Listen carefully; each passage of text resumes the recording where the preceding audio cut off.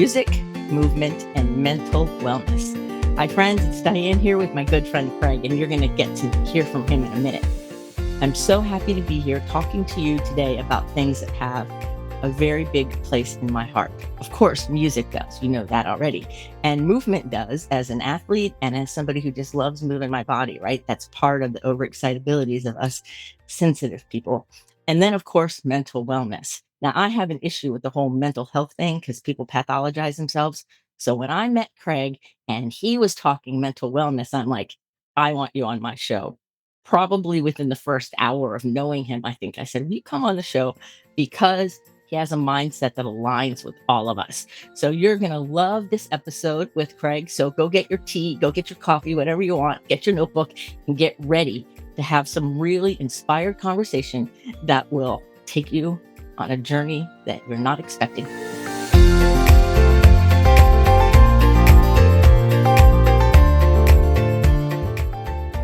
So Craig, welcome to the show. Welcome to Someone Gets Me. I'm so glad you're here. Thank you, Diane. I'm happy to be here, and I hope that we live up to the name and the objective here today. I am sure we will. And so I have a question I kind of want to start with because I'm wondering it, and so I figure probably other people are too. I would love to know how you got started, even thinking about mental wellness, because that's a different term. Mm. And so, give us a little of the evolution of how all this started to come to be for you?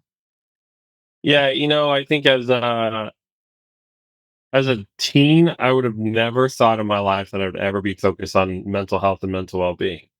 Um, but during those years, I really struggled with my mental health, and so just because of some experiences and just really struggled. And a lucky moment, the right person asked me, "Hey, are you really okay?" And that's happened a couple of times in my life. And through those experiences, I would really realize that we only see half of people's battles. We only see half of the struggle that people have. Even I had an amazing mask on, and life was great on the outside, but it wasn't.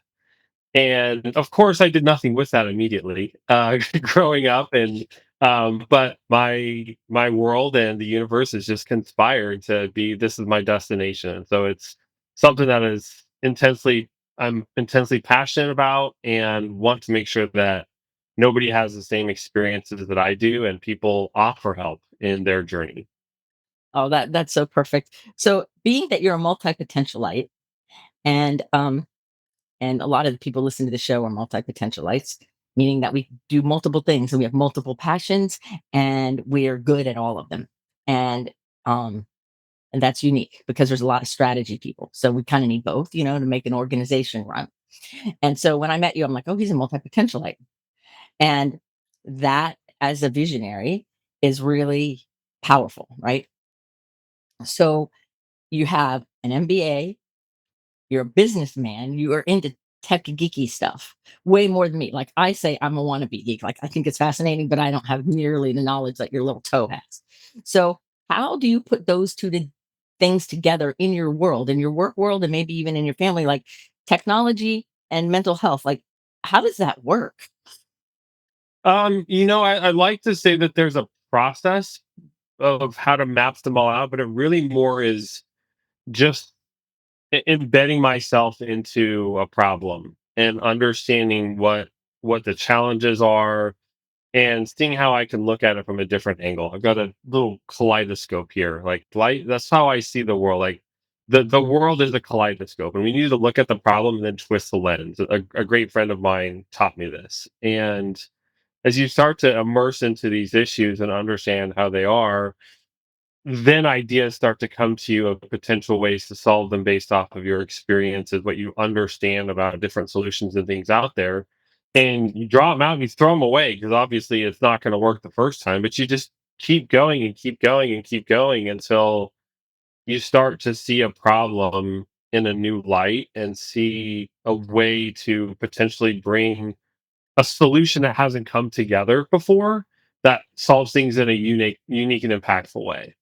Right. So you're creating an amazing intersection of these two things that has value, right? And yeah, it's funny because on this show a few episodes ago, I don't know, it was probably 100 episodes ago now, but I had a guest, Chuck Bros, on, and he talked about kaleidoscoping your vision and that you twist the kaleidoscope to see how things can work together. And then here you bring that up. I'm like, I love those synergies. Oh, it cracks me up. Well, one of the things, I love to play the piano and like just kind of create music. And I've never created something based off of a tune that I know. It usually comes when I make a screw up of a song that I'm already trying to play. I'm like, well, this chord or this sequence sounds not, I like this. How do I do this again? How do I add to it? And so when you start to screw up or look at things that are already out there that aren't working, how can you create some new melody and harmony to come together to start to make a new song? Right. And it brings that beauty. So how does music help your own mental health? It really is my therapy. A lot of times when I have issues, uh, quite frankly, I'm not ready to just immerse in them yet.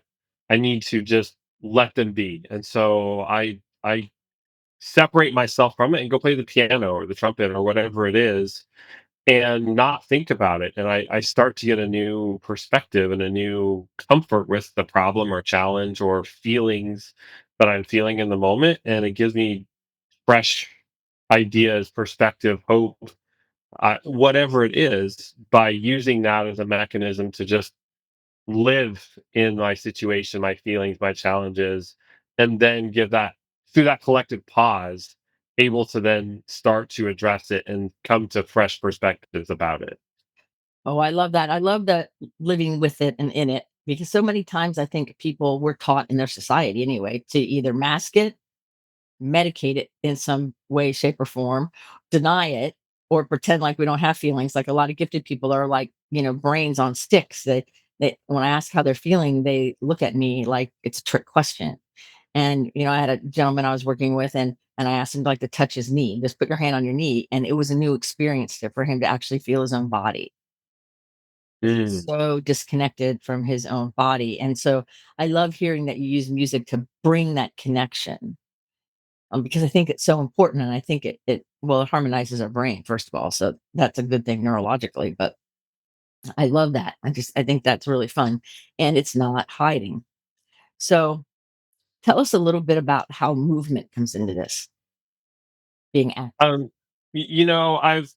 I've always enjoyed sports. Ever since I was really little, whether that was soccer, and then as I got into high school, I grew, and so you can't tell on the camera, but I'm 6'4", and so in early high school, I was the tall kid, and so basketball was put in my lap. And of course, as a big Kansas Jayhawk fan, I embraced that moment. But um, unfortunately, as I got a little older, like I wasn't active for a while, and not ironically or surprisingly at all, those were some of the hardest times for me in my life. Of where recently I've started to get more active again and get out and go on walks, go on runs, ride bikes, do all these things.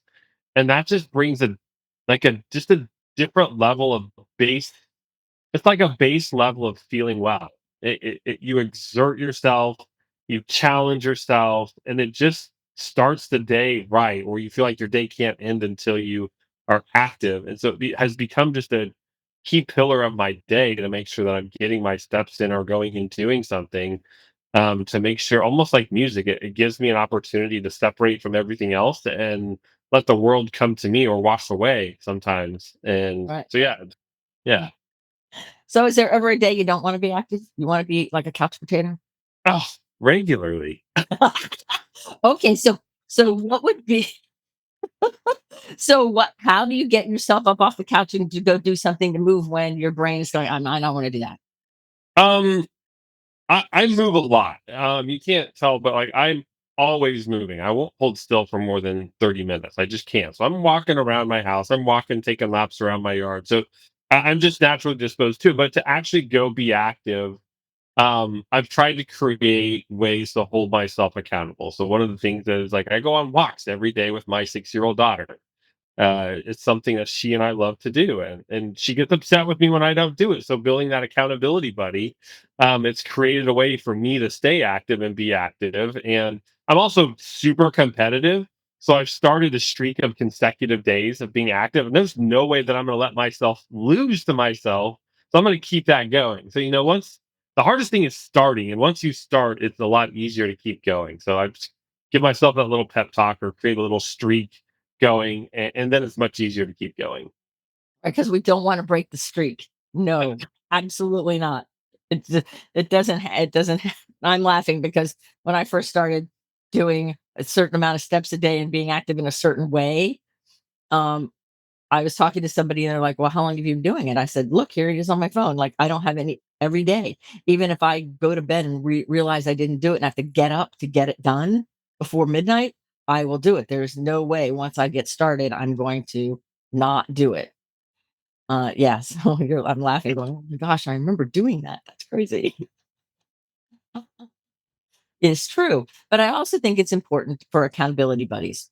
And all of you who are listening and watching us right now, that's a really big thing. Like, it's good that you have your 6-year-old daughter because you don't want to disappoint your daughter and she's sick. So she has like a double whammy effect to get you Yep. moving, right? But also, that's why people have trainers and that's why people have other people in their world and friends that do things with them. In the ADHD world, we call it body doubling, right? Where we have another person to engage with us because it keeps us going. And so, in the intense sensitivity, gifted world, our brains require connection to another human, somebody else of the same species, in order to thrive. We can do things alone, and most of us are introverts, so that's tricky, but we really require another person to thrive. So, you bring up a point that's salient to everybody who is listening, that accountability buddies are essential. So, here's the phrase, everybody: you can't read a label from inside the jar. Having people outside of you walking along with you, being a co-pilot, like that's what Craig's that and I love that phrase, being a co-pilot with you, being that support in whatever way that means, is one of the most valuable resources that we have. And it serves the other person. I had somebody just the other day go, "Well, I don't want to get an accountability buddy because I don't want to put them out." Well, it's an honor for them to be your accountability buddy, and they're benefiting too. It's a mutual benefit. So that's a really good point that I think a lot of people make the excuses in their head, like, I don't want to hurt anybody. I don't want to put them out. I don't want them to think I always need them. And those are stories we tell that are actual lies in our heads. Well, and I think on the flip side too, a lot of times we can be the ones to initiate helping somebody else, whether it's a mentor, a coach, a accountability buddy. Somebody out there is hoping that somebody offers help. Like I firmly believe that we all need somebody to offer us help in our lives. Mhm. And so go be that person, volunteer, say, hey, how can I help you? And I guarantee that you will grow more than they do from that experience, and it'll help you out more than it'll help them. You don't know it yet, but it's part of the journey matching up with somebody in that way. Yeah, that's a good point. That's true. That's very true. So, has there been a time in your life where you did that, where you reached out to somebody and then you look back and go, "Whoa, it really affected me in a great way"? Yeah, it's one of those my perpetual owing of paying it forward because, like I mentioned earlier, people have done that for me, and it literally has saved my life. And so I try to do that as often as I can. And when I've managed people, when I've started working with people in the work environment, especially, all the time I'm trying to find ways to just show up and say, hey, how can I help you? It's my favorite question in the world to ask is, what can I do to help you? It's so easy to get centered on our problems. And it's funny because it catches people off guard. Like, wait, you're asking how I'm doing, what I need help with? I don't know. I don't need help with anything. Like, no, you do. What can I help you with? And repeatedly, that has been helpful. Yeah, that's a good one, 'cause I remember when I was talking to you and you said, "What can I help you with?" I said, "Well, I want you to be on the show," and you said, "Sure." And I thought it was a great question, but I can understand why people would go, "What?" Like that. It's odd in a way. So I want to shift gears a little bit because you've managed people and you're in the business world, and I think there is an intersection here that's important, and that is managing and working alongside and working with people who are also multi-potentialites and very gifted or visionary or have these really like kind of outlier skill sets, and everybody trying to like put together whatever the project is or whatever the thing is. What are some tips that you have? How have you managed to be able to successfully manage a bunch of outliers? Yeah. Um, I I think it's very important to understand that there's a difference between managing and leading. A lot of times we just marry them together that managers and leaders are the same thing. Managers are working towards completing a task or an objective with a focus on the business itself. And that is foundation level. Beyond that, leading is understanding the person, their objectives, what's important to them, making sure that they feel comfortable, supported, heard, and even inspired. So spending a minute in their shoes and understanding what's important to them has been one of my great secret sauces working with people is just saying, all right, we both know what the task is. I know how to manage you. How do I help you? What do you want to achieve?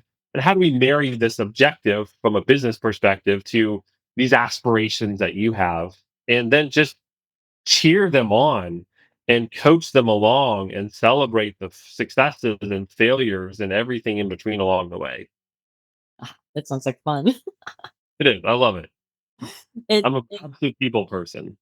Yes, I know that, and I think that is a vital piece of it all, right? Like, you love to be around people and you love people, and so you love to learn about them, and I think that ability to reflectively listen is vital in that, and if you're not listening, like, really with your heart and your ears and just really paying attention to what somebody's saying and also what they're not saying, it can make sometimes leading and managing a bit more challenging. Well, and one of my favorite things to do is just imagine what people could be. Not even them telling me what they want, what they're trying to do, is just see who they are and projecting them what I know about them out 5 years, 10 years. What is their legacy? And what are the things that I can do along the way to be a catalyst to ensure that those things happen, whether they know that it's even possible or even relevant for them at the time? How do I help create a world for them that makes those things happen? That's beautiful. That's wonderful. So, what would you tell a parent, a father or a mother who has children? A lot of people have young children of things they can do to foster mental wellness and health and belief in oneself in a world that sometimes is chaotic and sensitive and wants to kind of shove people down. How do you do it as a father? How do you help your daughter live her best Mhm. and Um, Well, just give yourself grace, number 1. You will get it wrong every day, 100 times. But number 1 is be there. Just be there. Put the phone away. Stop trying to manage them or force them to do whatever, but just be there with them so that you create a safe space for them where they want to be around you and you can have an authentic relationship. Because and I'm really bad at this because I'm very much a like high standards person, and like we just talked about what I see what they could be, so I push them really hard. So I have to spend a lot of deliberate energy of just saying, okay, you're a 6-year-old doing this thing, and great. What is it that you want to do about this? To just be there. Like, can I color with you? Can I sit and watch you? Can we play on the piano together? And just be. The more you can just be, the more authentic of a relationship you can build, and the safer and better it becomes as they grow. I think that safety is really, really important, especially when the world's kind of chaotic and tricky out there sometimes. That safety is vital. I'm glad you brought that up. That's perfect. And the Okay. last thing on that is it's never too late. Mhm, If you feel like you have gotten to a point where you don't have a relationship or a situation that has got out of control, whatever it is, I mean, just admit, like I told my 8-year old just yesterday, hey, I did not manage that situation well. And I'd love to go back, but I can't. And I'm sorry. But I would love to start fresh and go forward in the best way that we can together. Would you like to try that with me? mhm. And so it's never too late to try to make it right and to try to build what you want the relationship to be with your kids. Oh, that's perfect. So I told you guys that you would get a lot of inspiration from Craig, and you already are. I know it. So if you go in the show notes, you'll know how to hunt him down. His website and LinkedIn information is in the notes along with the formal bio. So I knew you would love it. And I want you to know that you can reach out to him because he's open to that. And those links are in the show notes. So, what I really am curious about, because I have all these questions in my mind, what I'm really curious about is what you do personally in your inner landscape to maintain being kind of grounded but yet fluid. Like, how do you manage, like, kind of walk through the world as that's kind of insensitive when you have so many sensitivities? Um, Practice, and I think really I am still learning every day who I am.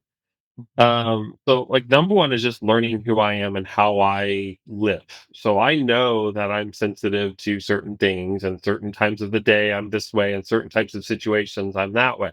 Mhm, And so just acknowledging those things helps me be grounded in what my natural tendencies are, but also help me to realize how to step out of those if the situation when the situation is needed. So and my favorite quote in the whole world comes from John Wooden, the world famous UCLA basketball coach. Things turn out best for those who make the best of how things turn out. Every situation that I've been in has had some massive failure as part of the theme and event that failure has been a foundation for me to reach a height that I never thought that I'd be able to. But it took that moment where things didn't go the way that I want them to, and I was vastly disappointed, struggled, failing miserably, outcast, whatever it is, those moments like were the true moments where I learned the most and gave me the biggest opportunity to grow. And so that quote really is to your point. That's mhm. be malleable. The situation is now this situation. What do I want to do with it? How do I want the story to end? The story's not over until you close the book. So don't close the book. Turn the page and start the next chapter. Oh, I love that. It's true. And sometimes in those worst failures, we call them, something really amazing comes out of it if we just turn the page instead of throw the book away, Yep. right? Okay, so now I'd like to talk a little bit about the work that you do and your mission currently, because I really think it's very powerful and I think it's important for people to hear about. And so, Raise Health is the name. And share a little bit about how you got to that, about the name, what your mission is. Let Yeah. everybody know what's going on. Now, remember, the website is in the show notes, you guys. So go check it out. But I want to hear from you, from your heart, this mission that you're on. Yeah. So you kind of heard my personal journey of struggle with mental health and being fortunate that somebody was there to offer help for me. So my career across a couple of different industries where I've accidentally ended up into health tech, it really shaped this perspective of a systems view and the need for outreach, kind of combining my tech world and my passion for improving mental well-being. And that's why we started Raise was how do I find the 17-year-old and 19-year-old version of me that wasn't getting help but desperately needed it. And so we started building some leading edge technology that can detect mental health state of people based off of how they're interacting and communicate and help connect them to the right resources at the right time to deliver that impact proactively and help get upstream. So it's really our mission is how do we use systems and approach things from a societal lens to go drive outreach and improve the mental well-being of as many people in the population as we possibly can. Wow, it gives me goosebumps actually. I think it's so important. And what I love about what you're saying is it's not the reactionary, wait till there's an emergency and then figure out how to solve it. Though we need to have that skill set. What about all the rest of it? What if we could avert most of those emergencies by paying attention several Yeah. steps before, so Yeah. And our health system is designed to be transactional, which makes it feel like whack-a-mole. And unfortunately, that's where we're really good at reacting to crises. And that's what our model is designed to do. But if we look at things differently and get proactive, those crises, the majority of time, are completely preventable. And we're playing games with people's lives, waiting for that trap to pop. And so that's really our goal: is how do we help organizations, communities, education environments find those people who need help before that avalanche starts, when it's just a single snowflake, and an opportunity to help them at the beginning of need, to help build healthy habits, mindsets, tools to go be well, so they can get back to doing well. right, yeah, because we live in a society where I've heard it 100 million times in my several decade career of, well, wait till they hit their bottom. When it's a crisis, then there's help. When they get arrested, then there's help. When they're in an emergency room, then there's help. And you look around the community and a society, and there's very little known help for anyone that's not already in a crisis. Mm. So that makes your mission much more exciting and deep for me because I've lived in that world where it's like I'm trying to help people and there's just nothing there. But there's me and my skill set, but I can't do it all by myself.